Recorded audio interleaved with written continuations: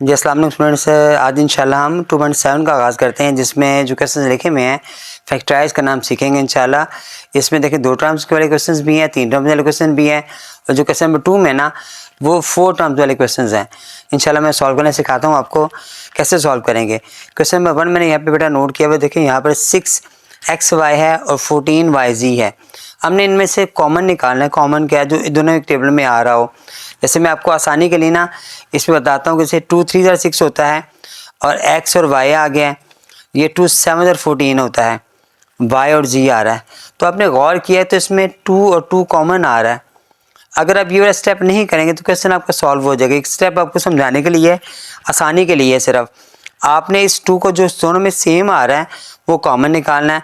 ऐसे देखिए गौर करें, y भी दोनों में आ रहा है, तो ये दोनों चीज़ें कॉमन आ रही हैं।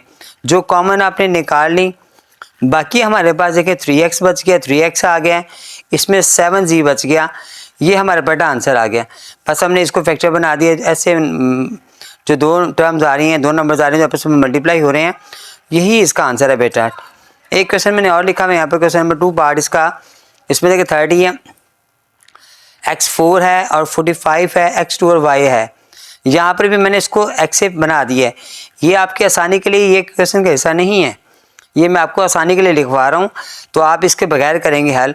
आप देखिए 30 आ रहा है और 2 3 6 6 5 30, x4 को मैंने 4 टाइम्स लिख लिया है, 45 को है 3 3 9 9 5 45, और x2 टाइम्स और y सिंगल है। अब देखिए इसमें 3 कॉमन आ रहा है, 5 कॉमन आ रहा है और x2 टाइम्स कॉमन आ रहा है। जो कॉमन आ रहा है आपने उसको बाहर निकाल लिया, x भी 2 टाइम्स कॉमन आ रहा है। अंदर क्या बच गया हमारे पास, 2 बच रहा है और x2 बच रहा है, 2 और x2 बच गया। यहाँ पर 3 बच रहा है और अकेला y बच रहा है। जो हमारे पास बच गए हैं वो नीचे आ गए हैं, इनको जो बाहर है इनको मल्टीप्लाई करें, 3 5 15 आ गया है, एक्स स्क्वायर आ गया है, 2x स्क्वायर माइनस 3y, ये बेटा हमारा आंसर आ गया। आप इसको चाहें तो इसके बाद डायरेक्ट आंसर निकाल सकते हैं, क्योंकि 30 में और 45 में 15 कॉमन आता है और x स्क्वायर कॉमन आता है। आपने कॉमन निकाल के जवाब निकाल लिया। इन स्टेप्स की आपको ज़रूरत नहीं है, ये सिर्फ समझाने के लिए है। जैसे मैं ये क्वेश्चन करके दिखाता हूँ, ये 6 है और 24 है। हमें पता है 6 के टेबल में 24 आता है, तो 6 कॉमन आ गया। एक्स स्क्वायर हमारे पास है, इसमें x नहीं है, x कॉमन नहीं आएगा, लेकिन y दोनों में मौजूद है, y कॉमन आ गया। अब इसमें बच क्या, एक्स स्क्वायर बच गया, इसमें 6 4 24 आ गया, y कॉमन चला गया था और z बच गया, आंसर आ गया। आपने बेटा एज इट ऐसे क्वेश्चन सॉल्व करने हैं, ठीक है। ये आपको मैंने जो समझाया है। नेक्स्ट क्वेश्चन वो मैंने फिर कुछ कॉमन फैक्टर बनाए हैं उसके, ताकि निकालने के लिए मैंने फैक्टराइज इसको किया है। 7 आ गया, x 4 टाइम्स आ गया, 14 है, वो आ रहा है 2 7 14, x 2 टाइम्स है, y सिंगल है, और 21 को 3 7 21 आ रहा है, और x और y को मैंने फैक्टर में चेंज किया है, ताकि हमें आसानी से पता लग सके कौन से रकम कॉमन है और कौन सी कॉमन नहीं है। जैसे 7x कम में कॉमन आ रहा है, हमने 7x कॉमन निकाल लिया। अंदर x3 बच रहा है, x3 आ गया, -2 बच गया, x और y बच गया, नीचे आ गया, 3 बच गया है, और y जो ना वो 3 टाइम्स आ रहा है, तो y क्यूब हमारे पास आ गया। ये हमारा आंसर आ गया। इस क्वेश्चन में मैं डायरेक्ट आपको कॉमन निकाल के दिखाता हूँ कैसे कॉमन निकालना है। x2 है, x1 है, फिर x सिंगल है, y2 है, y1 है, y सिंगल है, z2 है, z स्क्वायर है, z सिंगल है।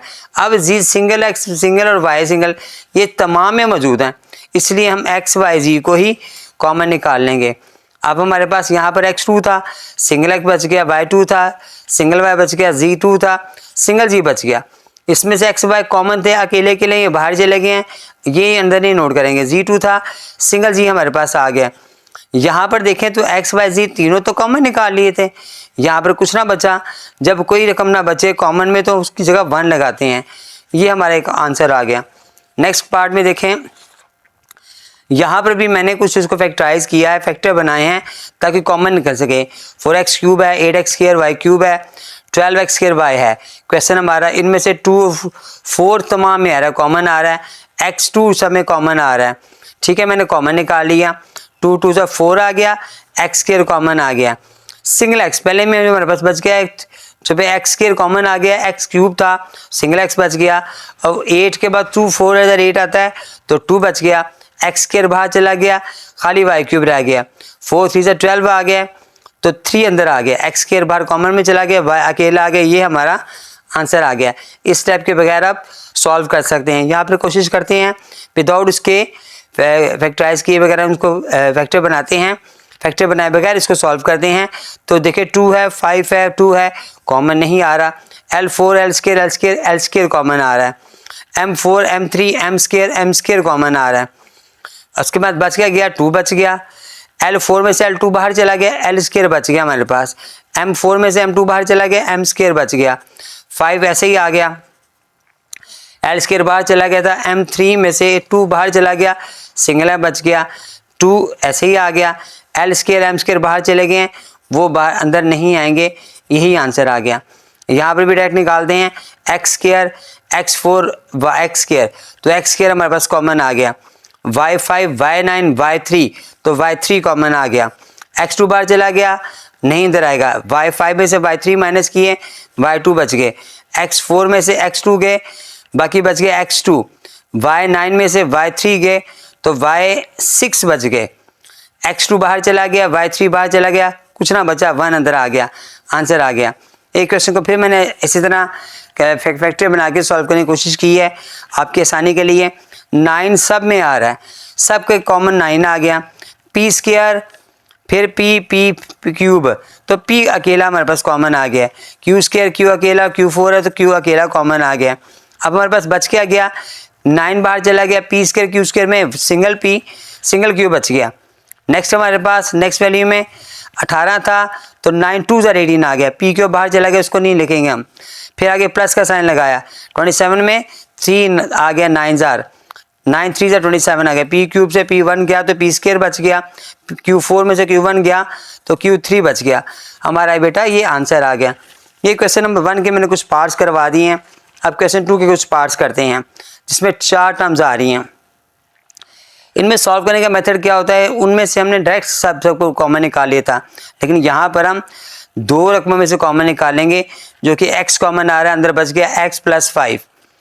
नेक्स्ट 2 में से -2 कॉमन आया, फिर x बच गया, 2x में से 2 बाहर आ गया, x अंदर चला गया, 2 5 से 10 आया तो 5 आ गया। लेकिन ये माइनस माइनस, अगर बाहर माइनस का साइन हो तो अंदर का साइन जो भी होगा वो चेंज कर देंगे।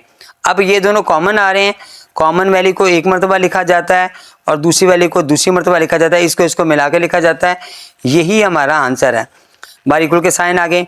इनमें देखें 2 अभी कॉमन आ रहा है और b कॉमन आ रहा है, क्योंकि a दोनों में नहीं आ रहा, तो बाकी क्या बच गया, खाली हमारे पास a बच गया और 2 3 से 6 आ गया और साथ c बच गया।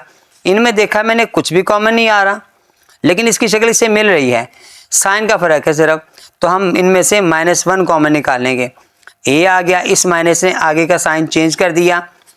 अब जो कॉमन नंबर हैं उन्हें एक मरतबा लिखा और ये वाले नंबर को मिलाकर हमने सेकंड टाइम लिखा। ये हमारा आंसर आ गया बेटा, ठीक है। नेक्स्ट पार्ट में आए, इसमें उसने कॉमन निकाले हुए हैं, हमने सिर्फ इसकी तरतीब लगानी है तो हमारा ये जवाब आ जाएगा। इसको सिंगल टाइम लिखा, इसको मिलाकर एक दफ़ा लिख लिया। यहाँ पर देखिए कॉमन क्या आ रहा है, y कॉमन आ रहा है, y - a बच गया। इनमें से कॉमन क्या आ रहा है, b कॉमन आ रहा है, y इस साइन ने इसको साइन चेंज कर दिया, -a बच गया। फिर y - a एक मरतबा आ गया, y - b एक मरतबा आ गया। यही हमारा आंसर आ गया। यहाँ पर देखें a square b square easily पता लग रहा है कि a स्केयर कॉमन आ रहा है, अंदर बच गया pq माइनस r और s, प्लस इसमें से b स्केयर कॉमन आया, फिर pq माइनस r और s। ये r s और pq जो हमारे पास कॉमन है उन्हें मैंने सिंगल टाइम लिखा और दूसरी वैल्यू को इसको मिलाकर मैंने एक मरतबा लिख लिया। ये हमारा आंसर आ गया, ठीक है। कुछ क्वेश्चन मैंने और लिखे हुए हैं, यहाँ पर देखें, यहाँ पर कुछ क्वेश्चन मैंने सॉल्व किया है। इनमें यह नज़र आ रहा है कि 3 कॉमन आ रहा है, x स्केयर y स्केयर आ रहा है, लेकिन आगे में ऐसे कोई कॉमन नहीं आ रहा। इनमें से 3 कॉमन निकालेंगे तो हमारे साथ वैल्यू मैच नहीं करेगी। अब हम इसको अरेंज करेंगे इस तरह कि हमारी वैल्यू कॉमन आ जाए। हमने क्या किया, 3 को और ये x को ऐसे कॉमन कर लिया, इकट्ठा कर लिया, ताकि इसमें से कॉमन ये निकालें तो ये वैल्यू आ जाए। फिर हमने इसी तरह इनकी तरतीब भी चेंज की, ये पहले लगा दिए, ये बाद में लगा दिया, तरतीब बदली है इनकी ताकि कॉमन सेम आ जाए। जब कॉमन सेम आ जाता है फिर क्वेश्चन सॉल्व होता है। इसका माइनस माइनस आ गया, इस माइनस ने इस प्लस का साइन चेंज कर दिया, ठीक है। जो सेम वाले हैं उन्हें एक मरतबा लिखा, और जो दूसरी वाली हमारे पास आ रही है वो आ रही है 3x माइनस 3y स्क्वायर। लेकिन इसमें से ये 3 कॉमन आ रहा है, आपने इसका अगला स्टेप लिखना है, उसमें 3 कॉमन निकाल लेना है, फिर x माइनस वाई स्क्वायर आएगा, और जो सेकंड वैल्यू थी हमारे पास उसको आप बाद में लिख लेंगे, कोई हर्ज नहीं है। तो ये हमारा आंसर आ जाएगा, ठीक है बेटा। ये मैंने इसके जगह नहीं थी, मैंने यहाँ लिख दी है, 3 कॉमन निकाला है, इन दोनों में से x और वाई स्क्वायर आ गया, दूसरा x माइनस 2 को मैंने यहाँ के लास्ट में लिख दिया है। क्वेश्चन इस तरह क्वेश्चन सॉल्व हो जाता है, क्वेश्चन आगे पीछे करने से फ़र्क नहीं पड़ता। यहाँ पर आ जाएं, यहाँ पर भी तरतीब चेंज थी, मैंने तरतीब लगाई, 5 और 2 को इकट्ठा किया, फिर 5 और 2 को इकट्ठा किया, इनमें से x कॉमन निकाला तो x 5 और माइनस 2x बच गया। यहाँ पर हमने y कॉमन निकाला तो 5 माइनस 2x बच गया। यहाँ पर भी देखें इस माइनस ने इस साइन को चेंज कर दिया, अब 5 माइनस 2x एक मरतबा आ गया जो कि सेम आ रहे थे, और x माइनस वाई एक मरतबा आ गया, इसका आंसर आ गया। यहाँ पर भी देखें बेटा 3a 9b सी थे, ये वैल्यू थी, मैंने 3a के साथ 3ab लगाया। अब मैंने इनमें से कॉमन निकाला तो मेरे पास 3a कॉमन आ गया, तो a माइनस बी हमारे पास बच गया। अब मैंने आगे तरतीब ऐसे लगानी है ताकि मेरे पास a माइनस बी ही आ जाए, तो मैं इनको क्या करूँगा, पहले वाली वैल्यू को यहाँ लगाऊंगा क्योंकि ये a की वैल्यू है, और सेकंड वैल्यू को मैं बाद में लगाऊंगा क्योंकि वो b की वैल्यू है। अब इनमें से माइनस 9c कॉमन निकाला मैंने, तो हमारे पास बच गया a, इस माइनस से साइन को चेंज कर दिया तो b आ गया। अब a minus B single time आया और 3a माइनस 9c एक मरतबा आया, लेकिन इनमें से भी वो कॉमन आ रहा है। जैसे मैंने पहले स्टेप किया था, 3 कॉमन आ रहा है, 3 कॉमन निकाला, अंदर बच गया a माइनस 3c, और जो सेकंड वाली वैल्यू मैंने लास्ट में लगा दी, ये हमारा बेटा आंसर आ गया, ठीक है। इनमें से भी कॉमन आ रहा था। यहाँ पर भी मैंने अरेंज किया, इनको तरतीब लगाई, ये 2 के साथ 2 लगाया, 4 के साथ 4 लगाया, इनमें से 2x स्क्वायर कॉमन निकाला, x स्क्वायर प्लस 1 आ गया, 2x स्क्वायर पूरा बाहर आ गया था, कुछ नहीं बच रहा था तो 1 आया।